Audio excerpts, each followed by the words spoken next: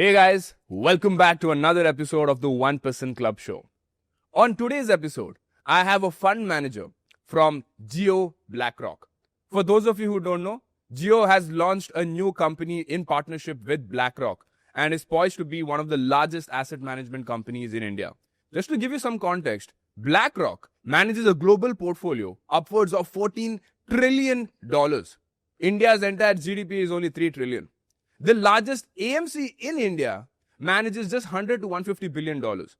So, Sahil Chaudhary, who's the guest of today's podcast, is somebody who has worked at BlackRock and is now working at Jio BlackRock. Sahil, thank you so much for coming on the show. Thank you for hosting me. So, let me ask you this question. Let us say I am right now in Dubai, right? I'm in Dubai for tax efficient purposes. And I can invest anywhere in the world. Right. Any stock market, anywhere in the world, and any asset class. Yeah. What advice would you give me in terms of dividing my 100 rupees across the world? So the first question I would ask is, why are you investing?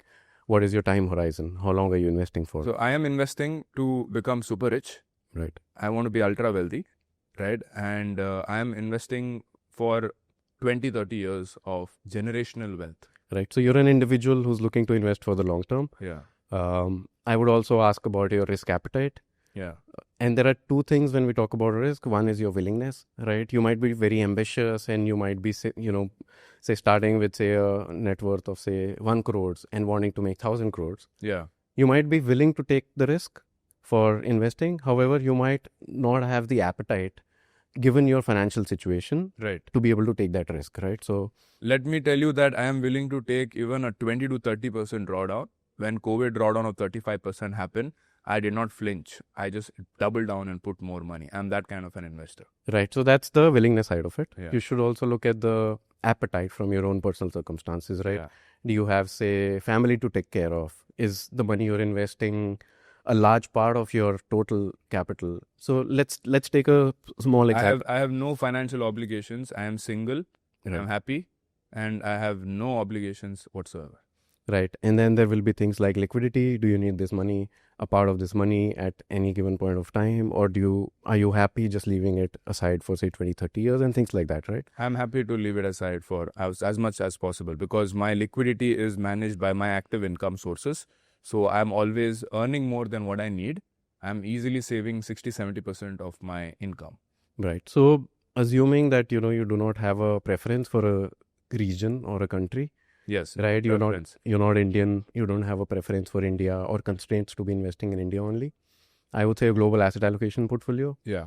Now, for someone with a long-term horizon, you could expect the portfolio to be dominated by equity exposure, right?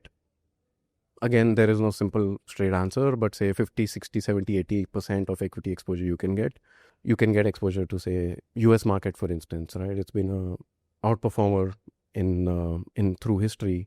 Very strong economy, a leader currently and also going forward potentially. So you said 60 to 80% in equity. Let me assume 70% in equity, right, for simplicity's sake. I'm sitting in Dubai. 70% of the money should go into stock markets of the world. Right. First stock market you picked was of United States. Right. So out of that 70%, how much would you allocate to the US market right now in January 2026 as we speak? Right. So an easy way of looking at this is the ACWI index, All Country World Index. Okay. That's got stocks from across the globe, from financial markets across the globe.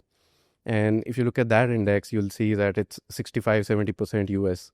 Oh. And then there's another 15% of emerging markets where India, China, and some of our Asian and non-Asian peers. So what is this ACWI index and why should I follow what the ACWI index is saying? I'm not saying you should follow the index. I'm saying if you want to reference the global equity market in terms of how much weight, in terms of size, no? In terms of size, how much weight does an equity market, a particular equity market, hold in a global Yes, I know US stock is allocation? The biggest. US accounts for 60% of the world stock market. Right. So you're saying I should also allocate my personal portfolio as per the global split? So depends on your views, right? So if you think this is how a large, institutional investor would allocate, they would start with a reference, right? ACWI can be a simple reference. And then you what say is that ACWI? the All Country World Index. ACWI. ACWI. All Country. ACWI. All Country World Index. Okay. Right. right? So start with where, say, global allocators have money, Okay. right? The benchmarks of the world, and then see whether your view is positive or negative. And Like depending who are on these that, global allocators? Who can I look into? so the indices are a good reference, right? Globally accepted indices on construct of share of different markets. Okay. And then say the large institutional pension funds, the sovereign wealth funds, the big players who invest capital globally. Okay.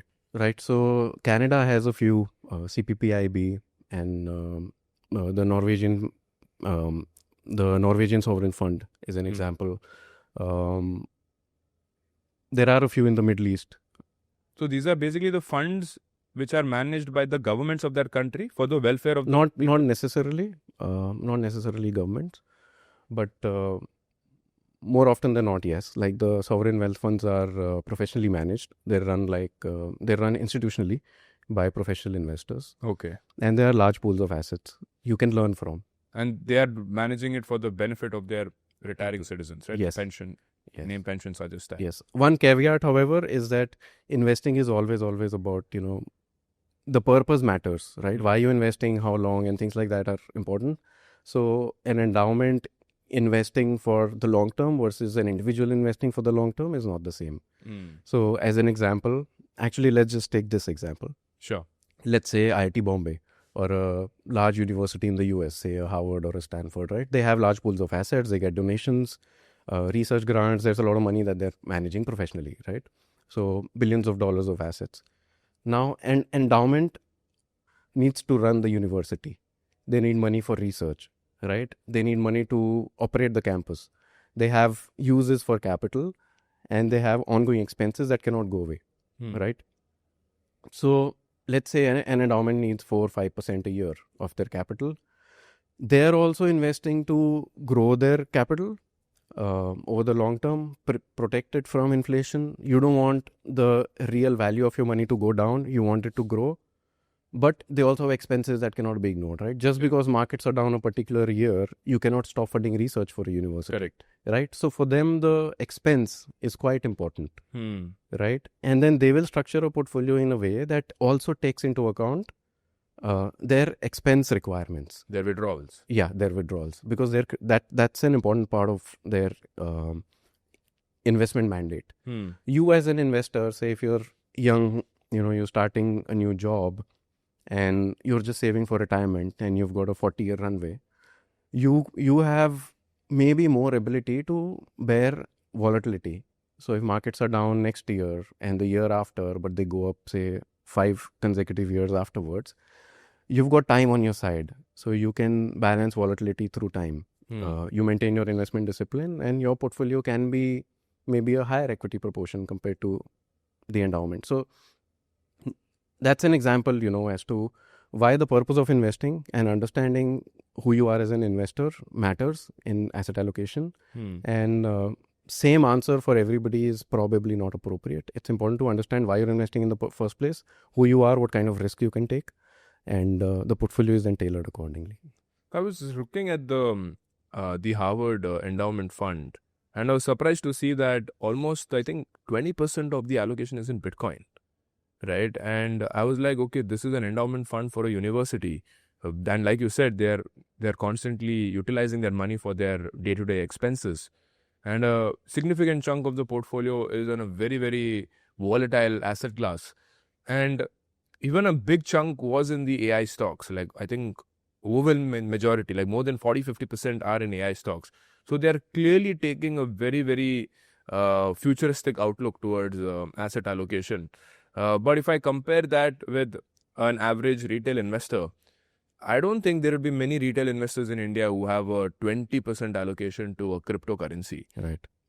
Right. So what does that tell you in terms of how the world is heading and who is right, who is wrong? How do we sort of create that ideal portfolio construction? So I want to go back to that Sharan who is in Dubai. And if I had to take your advice, what is the right way to look at the ideal portfolio construction? Because that is something that you do day in and day out, asset allocation. If you can give some numbers as to how you would do it yourself, if you had no constraints at all, that would be helpful for the audience. Longer term, India is a So let's start with our market. Yeah. India is a long-term structural story. You've heard this before. Yeah. We've got a lot of good stuff going for us. Young population growing, demographic dividend is on our side. Yeah. So that's a plus. Digitization of the economy, financial inclusion. You are part of that journey as well. You and your team. Yeah. We are part of that journey as Geo BlackRock. So the economy is the financialization and the inclusion in the financial ecosystem for India is happening rapidly. Digitization is happening rapidly. We are among, say, one of the fastest growing major economies. If you look at the rest of the world, young people, the world is aging, we're growing fast, and we're doing this through technology.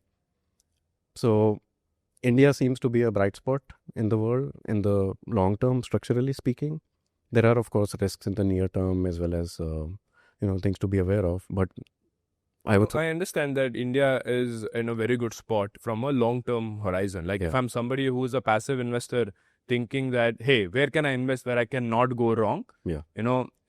Assuming that we are in a very peaceful world where there are no wars, there is no reason why India should not get to where it should be because they're a young population, so much of economic activity happening. Like it would take a genius to, screw up India's economy right now. But let's take one step back, right? I'm not a passive investor. I'm an active investor. I'm somebody who is taking very in-depth decisions by looking at current data points. And if I look at the current data points in terms of the rupee depreciation with the dollar, the ongoing trade wars happening on the tariff of the country, and if I am a billionaire sitting in New York and I have access to the whole world, and let's say I'm sitting on billions of dollars and I can invest anywhere I want, would I still pick India right now in January 2026? So tactically, some investors have moved in that direction globally. When you mean moved in that direction, what do you mean? Out of India? Yeah. So for, say, large investors, it's not about whether you're in or out, right? India is a part of the world. India is a part of global equity markets. And there's a reference level where, your investment in India would be, right? Which is, again, simply put, indices. So if India is 15% of emerging markets, and that number moves around a little bit, right? If you don't have a view on specifically tactically, you would be at 15% of your AM allocation in India. If you have a stronger view, you would be at 20%. If you have a weaker view, you would be at 10%, right? But this is off my emerging market allocation. Right, which is not even my overall allocation. Which is about 12% or so of the total equity allocation globally. Of my portfolio, okay. Yeah, a global equity portfolio. Okay. Would have that much. So India is at about 2 to 4%. What 2 to 4%? Of the global allocation. You said 12%. No, what is 12? Okay, so let's go back a little bit. Yeah. Total equity, if you look at a global equity portfolio, emerging markets are anywhere between 10-12% or so, right? Of the total? Of the total. Okay. India can be between 15 to 20% of emerging markets. Okay. So China, for instance, is 25 to 30%. So you're looking at, say, let's say on the upper side, about 20% share of a 15% allocation. So, right, you fall in under 5% allocation. Oh my God. So, however, that numbers increase through time. Last 10-15 years, if you look at the data, the share of India's allocation in these indices has increased and has potential to grow further. Got it. So essentially you're saying if you are somebody who is taking a long-term bet, yes, India has everything right going for it. But if I look at it from a tactical investor, like how a global investor is looking at their portfolio, right now they are pulling out money from India because of the current economic conditions. Right. So last year or so, there was some capital withdrawal, right, from FIs, etc. Yeah. But that's a function of many things. They have many opportunities. India is not the only market global investors invest in.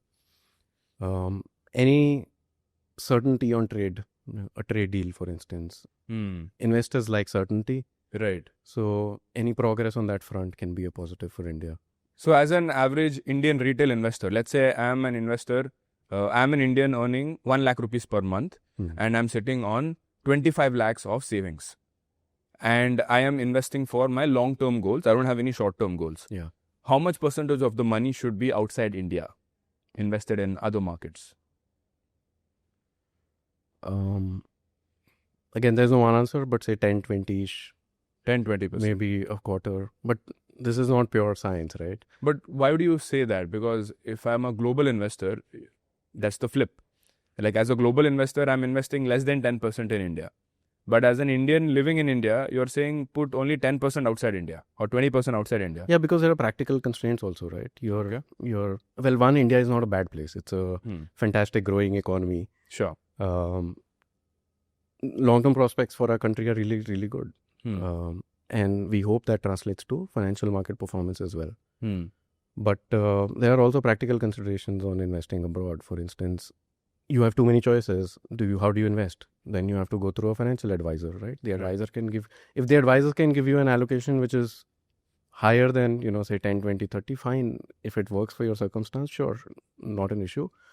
But there's also like restrictions on, how you can invest abroad. There's caps on only certain mutual funds are available where instruments, there's limited access to be able to invest abroad. Buying stocks directly is risky. You can seek, say, exposure to a theme like AI, but if you buy only one stock which is exposed to AI, say the big tech in the US, then you're running the risk of diversification not working in your favor, right? So I would say because there's complexity associated with it, and there's constraints, maybe that's why you start small and then see how it works for you. So you use the word diversification a lot. There is another school of thought among investors that real wealth is created when you take concentrated bets. Diversification is for people who want to manage their risk. They don't want to see a lot of volatility. Right. They're not sure of where they want to invest, and hence they are investing across the market in hundreds of different companies. But a professional investor is somebody who has a very strong opinion on something, holds a concentrated portfolio of not more than, let's say, 10, 15 stocks, gets it right for 3-4 months, and then keeps rotating capital in various sectors and various economies. Right. So this is another school of thought that I've heard. Right. What is your opinion and thought on this? So I'm not a fan of concentration. I like diversification. I'll give you a simple example. Risk matters a lot, I think, in investing, which is why we keep talking about risk-adjusted returns. If you start with 100 rupees and say markets fall 20% and you lose 20% of your capital, to get back to 100, how much do you need? 25%. 25, right? You lost 20, but now you need 25. So the bar for coming back up is much higher, right? But they also, these professional investors who take concentrated bets, Right. they also put proper hedges in place, right? They will have some, they'll also make an investment in the opposite direction through a derivative, which sort of protects their downside to a certain extent. They're also operating on stop loss frameworks, Right. is what I've... But then you're still exposed to idiosyncratic risk, meaning... Sorry, you're still exposed. So let's say you have a portfolio that's 10 stocks, Okay. right? And 2 of them are, say, AI stocks, US AI stocks. Okay. If AI as a theme doesn't materialize, or if there's too much capex but doesn't translate to revenue for just those 2 companies, you're still at a loss. Let's say the theme worked, but only those 2 companies were not beneficiaries. They overspent. The rest of their peers did well, right? So those 2 will not work and the rest will work, but you only had those 2. Or think of a scenario where, let's say... But I would exit now if it hits the lower circuit, or if it hits... I mean, if you're really, really good, then sure, it works in your favor, but it's really difficult to get it right. Okay. A very concentrated portfolio is difficult to run. The drawdowns are sharper. It's the... And you're saying this after all your experience of doing FRM, CFA, working at BlackRock, Fidelity, and you're saying it's tough to do concentrated bets. Yes. That's the statement you're making. Yeah. Interesting. So how does diversification actually work? Like, can you explain the theory behind it? I know, the Harry Markowitz theory, Yeah. but if you could sort of explain that in a little bit more practical terms for the current market situation, considering commodities, different geographies, debt, if you could explain that for the audience, that would be very helpful. Right. So the statistical term for this is correlations, right? You're seeking returns that are uncorrelated. Yeah. Very difficult to do, but that's the idea. Why is it difficult to do? Because the general parlance is that there are some thumb rules, right? Like gold and equity are negatively correlated. Yeah, look at the last few years, how that played out. Hasn't, right? Right. But yeah, that's an example that's been quite commonly talked about. In English, if I were to Yes, please. reframe the same thing, it'll be buying things that don't move together, Okay. right? That's the idea. So in the current situation right now, as we speak, what is the ideal asset allocation for it to be very, very, what do you say, risk optimized, right? Like I want my risk adjusted returns to be really high, which means my volatility of my overall portfolio is very low, right? Or the standard deviation is very low. So what is that ideal asset allocation mix right now based on what your quant models are telling you? A long-term investor will have significant equity exposure, say 60 to 80%, some exposure to bonds, some commodities. You can think of, say, the multi-asset or dynamic asset allocation funds benchmarks as reasonable proxies for long-term portfolios. Those categories are also quite popular in India. But let's talk about the fund that you manage, right? You have a So ours is not an allocation product. It's a stock selection strategy, and I can talk through it. Sure.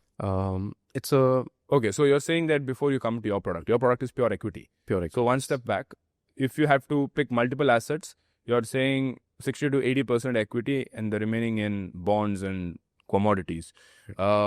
Question here, gold and silver have given triple-digit returns in the last 1 or 2 years. Yeah. And with the current geopolitical tensions happening, how much of allocation would you recommend in gold and silver right now? Because this is the number one question everybody keeps asking, and everybody is just looking at last year's data, and you're like, why the hell am I even bothering with equity and FDs? Gold has doubled my money last year. Right, but would you expect it to continue that way? Is the primary question, right? But I think that question was also asked 6 months back, and it did continue that way. So a lot of people who didn't invest in gold and silver 6 months back are looking like idiots, saying that, hey, you should not invest more than 10% in gold. And the people who went all in made a lot of money. So who's right, who's wrong, and how to look at it? Think of it strategically. To be honest, tactically, I do not have an answer for you. Unfortunately, I do not have a view on silver, to be honest. Okay.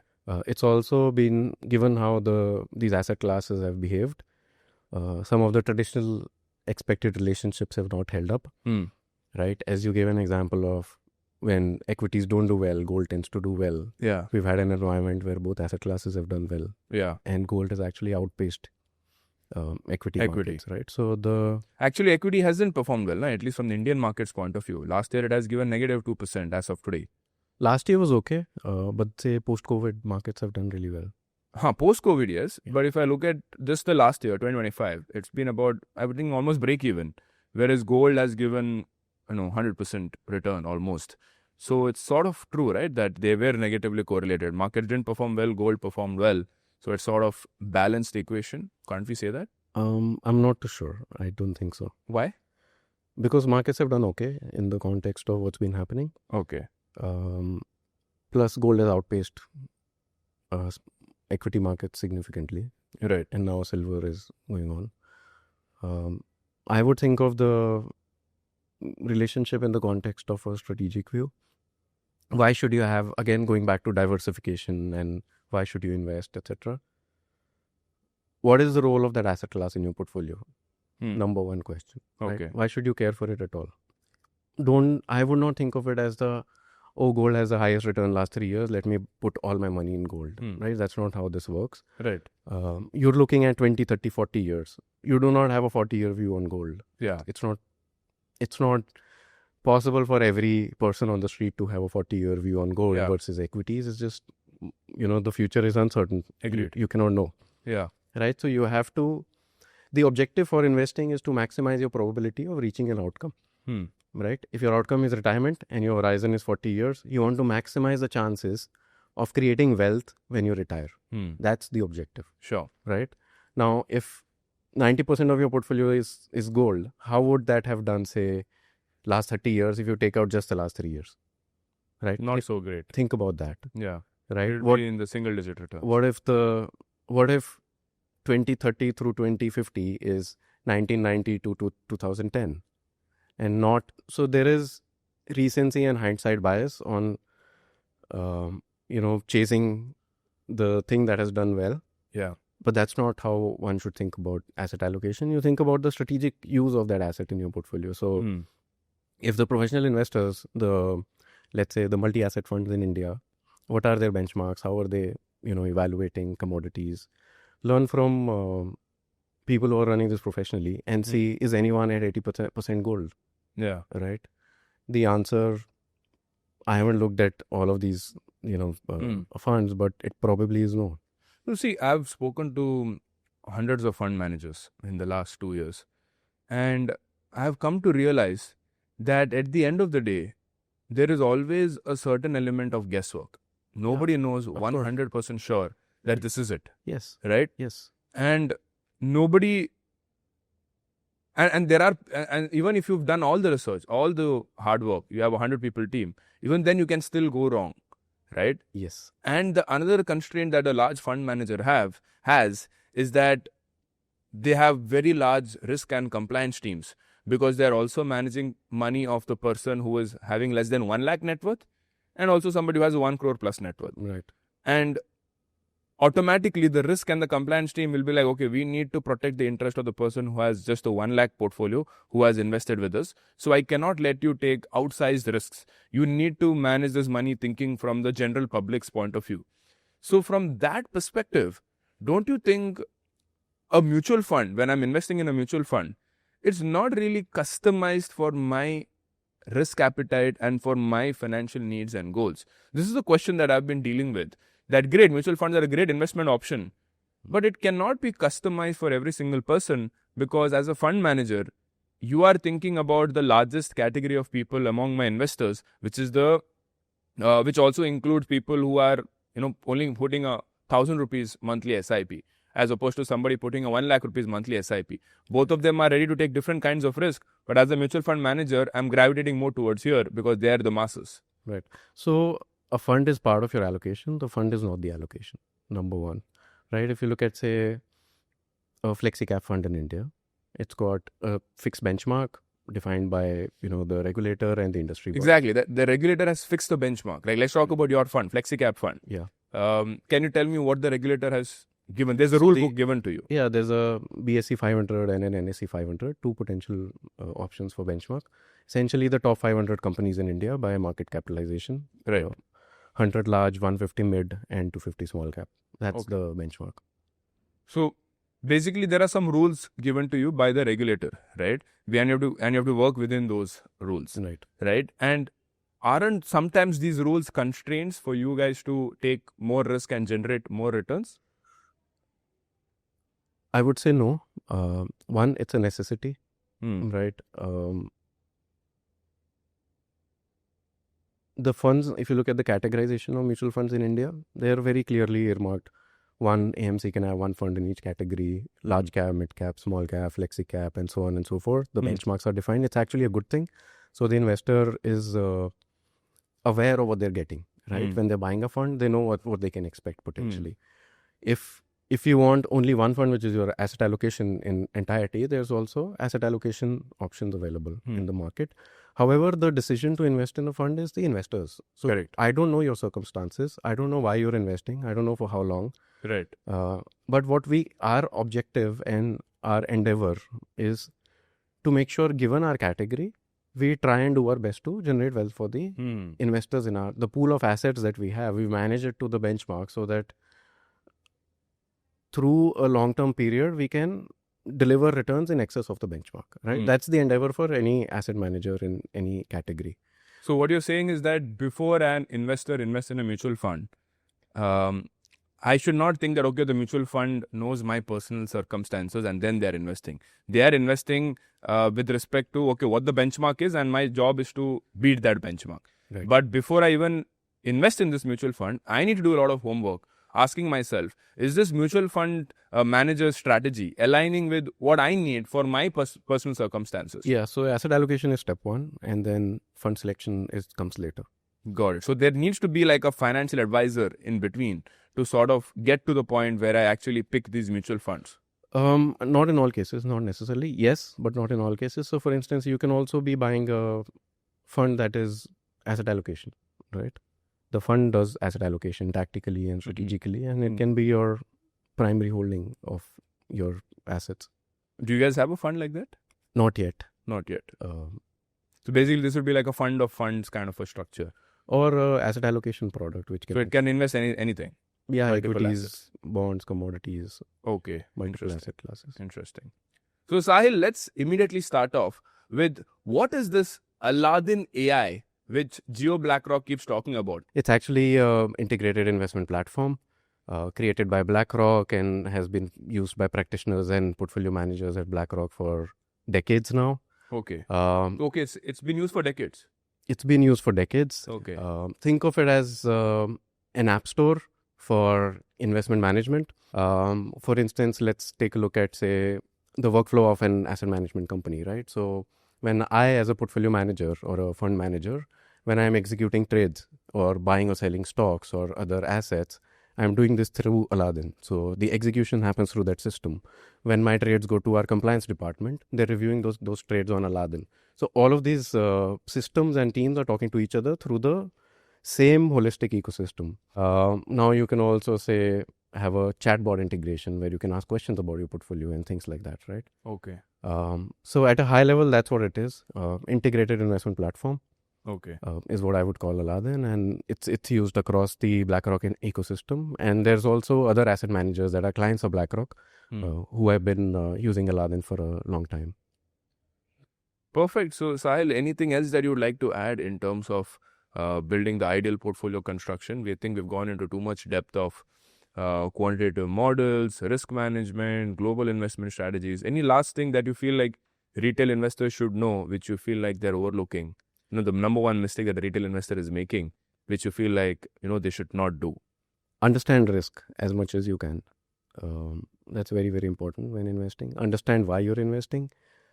Understand your style of investing, whether or not you have the appetite to bear drawdowns and risk and things like that. So understand yourself, understand the purpose of your investment, stay disciplined, but also understand risk.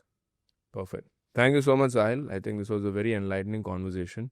You bring a lot of depth to the subject. So guys, if there was any question that you feel like I did not ask, please drop it in the comment section below. And feel free to also suggest future guest recommendations. We will try our best to bring them on the future episodes. On that note, I'll see you in the next one. Before you go, guys, if this episode gave you even one insight that made you think differently about money, don't just keep it to yourself. Share it with your friend or family member who could use it too. And if it sparked a new thought or even made you disagree with me, drop a comment below and tell me why. Your critique helps me make these conversations sharper and more useful for you. As long as you have me subscribed, I'll make sure that you walk away with at least one new thing every Wednesday.